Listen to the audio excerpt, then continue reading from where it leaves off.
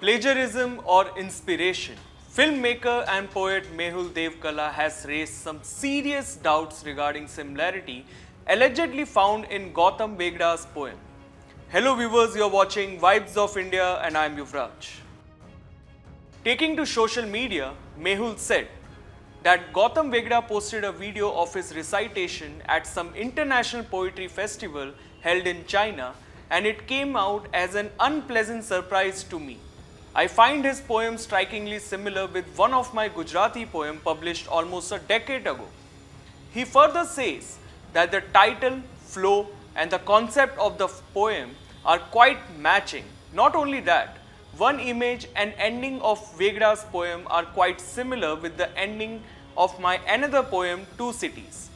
Any person with a literary sense can see impressions of two of my poems in Gautam Begda's poem in Cicada. Mehul Devkala talked exclusively to Vibes of India on this matter. Listen in.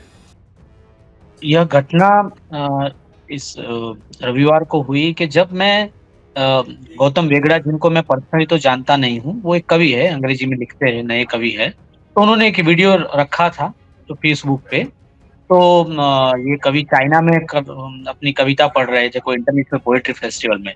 जब मैंने वो video देखा तो मैं एकदम shock हो गया। It came as unpleasant surprise to me, क्योंकि उसके अंदर जो उनकी कविता थी सिकाडा, वो कविता का टाइटल और इवन जो कविता का कंटेंट है, थीम है और फ्लो है, वो मेरी एक गुजराती कविता तमरानु संगीत का अगर अंग्रेजी में मैं अनुवाद बोलूं तो म्यूजिक ऑफ सिकाडा और म्यूजिक ऑफ क्रिकेट और उस तरीके से आप कर सकते हैं। तो एक टाइटल तो है ही, लेकिन अंदर बहुत जगह पर कविता के अंदर पूरा उसकी सिमिलैरिटीज, उसका रिफ्लेक्शंस, इंप्रेशंस दिख रहे हैं मेरी कविता के। तो जैसे कि मैंने अपनी कविता में अपने बचपन की बात की है, अपने बचपन की घटनाओं की बात की, अपने जीवन की बात की है कि जब ये घटनाएं मेरे जीवन में घट रही थी, तब ये तमरा का संगीत बैकग्राउंड में बज रहा है और वो सदियों से बज रहा है और उसकी प्रेजेंस है वहां पे।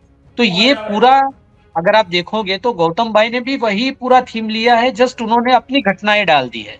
और यहाँ तक चलो, इवन दो ये बहुत सारा इंप्रेशंस है, रिफ्लेक्शन मेरी कविता से, लेकिन अगर इसको भी बरकरार करने का सोचे तो भी जब हम उनकी कविता के एंड में आते हैं तो एंडिंग है वो मेरी एक अलग से एक कविता है, टू सिटीज अंग्रेजी में, तो उसकी वहां पे परछाई आपको दिखेगी। इवन उसके अंदर एक वाक्य जो उन्होंने एंडिंग में दिया हुआ है, as long as the resistance persist, तो मेरी कविता जो है टू सिटीज, उसके एंड में भी यही है, as long as this two cities exist. So resistance की जगह पे टू सिटीज आ गया है, परसिस्ट ले लिया है उन्होंने एग्जिस्ट की जगह पे। तो ऐसे तो थोड़े बहुत शब्दों का इधर उधर करके, आजकल आप एआई के अंदर भी एक ढांचा बना हुआ होता है, आपको जस्ट वर्ड्स डालने होते हैं और वो एआई, आर्टिफिशियल इंटेलिजेंस अपनी हिसाब से कविता बना देता है। तो फिर कवि की वहां पे क्या जरूरत है।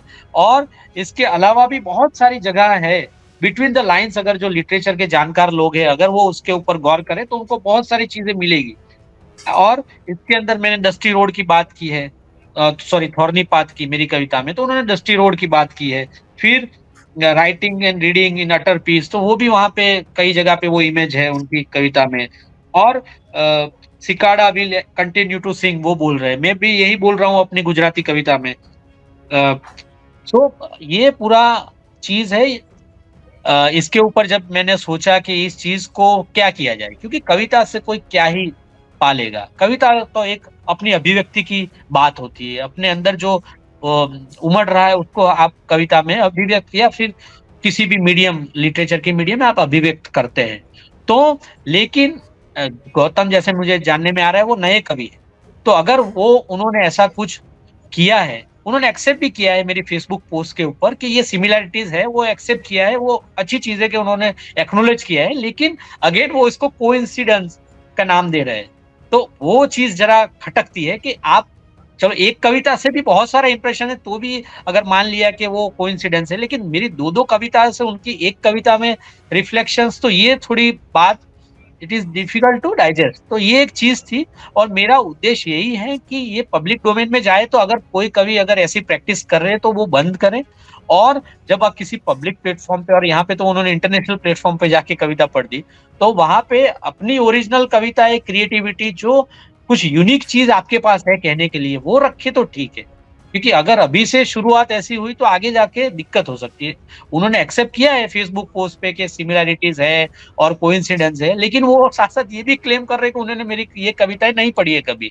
तो एक्चुअली वो बोल रहे हैं कि वो गुजराती में पीएचडी स्कॉलर है, लिटरेचर के है।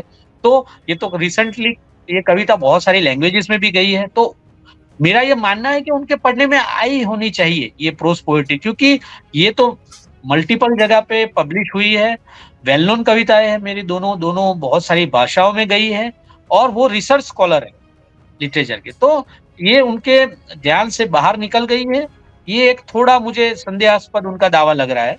तो ये चीजें हैं, अदरवाइज इसमें कुछ लीगल जाने का तो मेरा विचार है ही नहीं। लेकिन बस यही है कि नए जो कवि उभर रहे हैं वो सब दोस्ती है हमारे, तो उनके यहाँ पे अगर ये चीज हो रही है तो उसको रोका जाना चाहिए शुरुआत में ही। तो मेरी कवि आप अगर देखोगे तो उसके अंदर Menka Shivdasani well known English poet है, उन्होंने भी उस पर कमेंट किया है कि कई बार क्या होता है, उनके साथ ये सेम घटना हुई थी कि जब वो कहीं पे बैठे थे तब वहां पे किसी ने पोएट्री पढ़ी और उनको लगा कि अरे भाई ये तो मेरी कविता के जैसी ही कविता है, लेकिन वो वहां पे उन्होंने नहीं बोला क्योंकि वहां पे पब्लिकली थे। लेकिन उन्होंने उसके बारे में रीजन ये बताया, कई बार क्या होता है कि कई आपकी बहुत सारी अच्छी कविताएं लोग पढ़ते हैं, बार बार पढ़ते हैं, तो उनके इंप्रेशन आ जाती है सबकॉन्शियस में, और वो कैसे उनके काम में आ जाती है कई बार उनको भी पता नहीं पड़ता। लेकिन मेरा ये मानना है कि वो अवॉइड करना चाहिए। और एक हमारे जो काफी वेल नोन पोएट है दुर्गा प्रसाद पांडा, उन्होंने लिखा है कि अगर पूरी लिफ्ट नहीं कर रही है कविता स्ट्रेट फॉरवर्ड तो उसको आप इग्नोर कीजिए। उनकी बात है, लेकिन वो इग्नोर करने से ये बात आगे जाके कवि को ही नुकसान करेगी, जो जो नया कवि है उसको। और आजकल तो पूरी स्ट्रेट फॉरवर्ड कोई कविता लिप नहीं करेगा आज की डिजिटल एज में, वो तो ध्यान आ जाएगी। तो ऐसे कुछ तोड़ मरोड़ करके या जगह से सब जो वर्ड रिप्लेस करके ही ये चीज हो सकती है, और वो तो पकड़ लेते हैं जो कविता के जानकार लोग हैं वो।